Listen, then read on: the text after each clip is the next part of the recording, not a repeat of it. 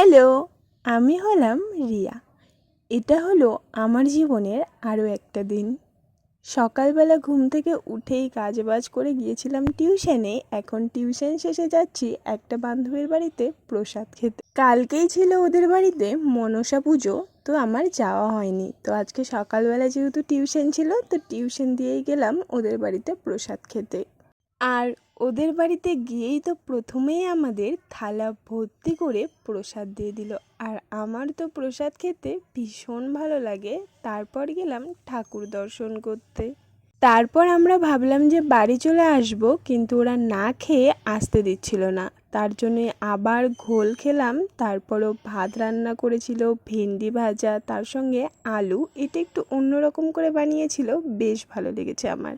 তার সঙ্গে ছিল ডাল এবং মাছের ঝোল। তো সমস্ত কিছু দিয়ে খাওয়া দাওয়া করে অনেকটা দেরি হয়ে গিয়েছিল। তো ভাবলাম যেহেতু দেরি হয়ে গিয়েছিল, তাই একটু শপিং মলে ঢুকবো। দেখতে দেখতে তো পুজো চলেই আসলো, হাতে গোনা আর কয়েকটা দিন। তো দেখি মলে কীরকম কালেকশন এনেছে।